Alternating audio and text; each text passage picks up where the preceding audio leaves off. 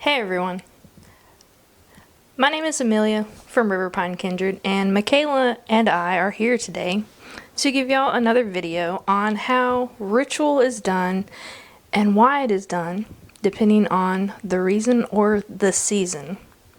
Now, with all that being said, keep in mind, most of these things that are used that you see are things that we have collected for River Pine over the past 7 years. Some of these things are found at flea markets, some of these things are given as gifts, or some of these things are gifts from our ancestors that passed away that we accumulated, like these set of spoons that my great aunt had made many years ago, and Michaela found them when we were going through her things, and she gave them to me because she thought that they would be wonderful for the altar that we have.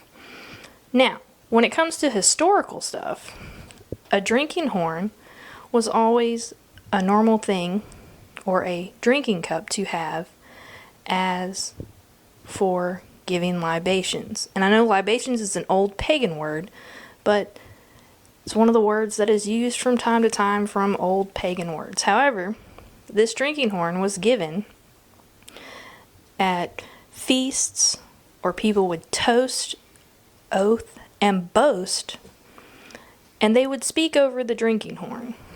And there is a saga that speaks over it, and I can't remember it for the life of me. However, I will give credits for that later. And we have a book that we have wrote all of our rituals in, and we found this little pretty stand to go with it. So it helps us while we are doing rituals if they happen to be very long ones and we cannot quite remember all of them. However, another historical thing that you will find is an oath ring.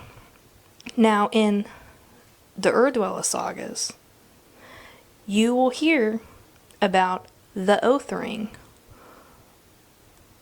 And from there, you will hear where people gave their oaths, and the Gothi, or the chieftain, would have an armband that would be symbolized as an oath ring. Now, we have two. One was made by my old blacksmith from when I blacksmithed long ago, and I asked him if we could make one together. And it actually turned out bigger than I actually wanted it to be compared to this small one. And you could see between the two the large differences. However, the small one is what I wear for rituals, and the other one is what I use to oath in members of the kindred, or to marry couples, and they will place one hand inside the oath ring while the other puts a ring on the other one's finger. Now, all the other stuff is artwork to symbolize the gods, the goddesses, heroes, as well as animal figures that are important to the Norse faith. And here's another artwork that was given to us by one of our friends in Dallas area. And you see the Mjolnir right here that I bought off of Etsy. I think I paid maybe $10 for it a long time ago. However, when I do Sigga Mord's prayer, I will hold up this hammer and I will speak Sigga Mord's prayer, and then I'll place it back down on the table. And then we have our sacred herbs that we use to burn, and it's really not historical, so to speak, but in modern day paganism, a lot of people use herbs and stuff to burn while doing rituals or incantations or whatever you would like to call them. Another historical thing that you will see is runes, and runes were brought up in Tacitus, where he spoke of Germania on their omens and casting their lots. These are a set that I made for myself, and I stained them and carved them and all of that fun stuff. And the bag somebody gave me as a gift for my birthday. And underneath that you will see our offering plate. Now, we have two offering plates. We have one to put the foods on to give to the gods, goddesses, or the ancestors, or the land spirits. And we have another plate that we use to put all of our cups on, so when we pass our drinking horn, people speak over the drinking horn, and there will be cups on this plate, and we'll pass it around, and everybody will, say hell or scald or whatever they'd like to say, and cheers, and then we all drink in unison as showing of honoring the old ways. And after speaking out of the horn, people will pour into this offering bowl right here, and then we will go take the offering plate as well as this offering bowl, and we will take it out into the woods, and we will place it under a tree that we think is sacred, and from what we can sense from what is around us. And we will pour the libations from this bowl onto the roots, and we will place the offering plate on the ground and leave it there. Another thing we do before ritual even starts, we walk around with a bowl similar to this one, and we will wash our hands as a way of cleansing, and we will use this rag right here that is not pretty, but it was given to us by a kindred member that was with us long ago, and he's no longer with us. And we kept this rag as a way of washing our hands clean and drying them off afterwards.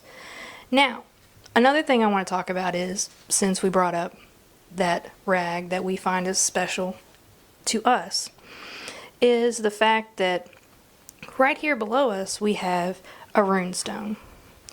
And so we use this rune stone on bloats or celebrations we have of honoring people that passed away before us, as well as celebrating Winter's Night or Disir. And we will have this rune stone right here, and we will have it sitting in front of our altar that we have at the park or wherever our venue is for our gathering. And we will have it sitting in front so everybody knows that is a time of remembering our ancestors or the ones that passed before us in this time. And from there they can find a connection by looking at this rune stone. And it says on here, in memory of when the Norns call, when they decree, on here. And I did this artwork myself. It took me about a weekend to do, and I bought the stone at a landscaping place, and I think I only paid about $20 for it. I've seen way bigger ones that people has made from other groups. However, this is what we chose that was easy to use, and it's very mobile, even though, yes, it's made out of slate. It's very fragile. We have to be very careful with it. However, these are the things that we find that are important and sacred to us when it comes to honoring the ancestors and the old ways of recognizing the gods and goddesses and the land spirits.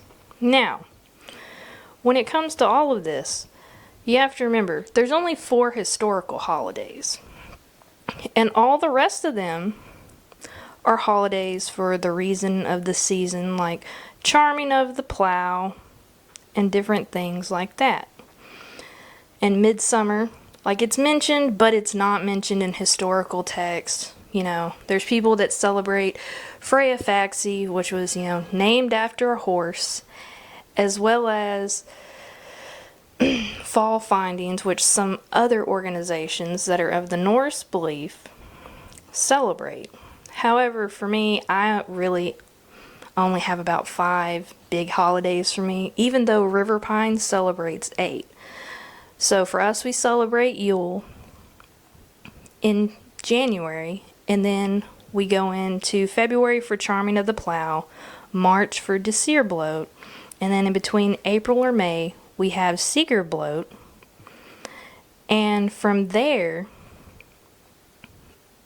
we go into Midsummer, and then we really don't do much for, fall. We wait for Winter's Night to come, and we honor the ancestors and venerate them. And from there, some people celebrate Mother's Night. We personally don't, because to me it's a more newer holiday, even though it's historically talked about, and it's not technically Norse.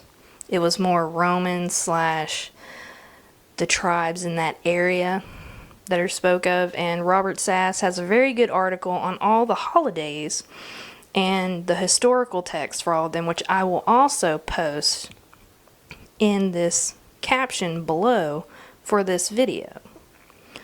So, and you have to keep in mind, everybody's going to have something different. Some people have incense. Some people use wine. Some people use beer. Some people prefer to, go on a wild hunt for their offerings. However, we have found that it doesn't matter if you hunt for your animal or if you make a homemade meal. We have found the gods and the goddesses and the ancestors, in a way, see it all the same. This is my opinion, so there will be others that will see this very differently than me, and that is perfectly okay. We're not trying to compete with anybody. We don't think we're better than everybody else, but some things are more convenient than others, and some things have more meaning than others, and that is perfectly fine. However, this is how River Pine does our things for our gatherings when it comes to rituals. Now, if you want to go into another part 2 of this on how ritual is actually broke down, we can do a video on that. However, this is just the introduction of ritual items and the reasons for doing these rituals for the reason or the season. And I hope y'all all enjoyed those things. And comment below if y'all have any other questions, and we will go from there. I hope y'all had a great weekend. Held to the old ways, for the old ways are alive and strong within us.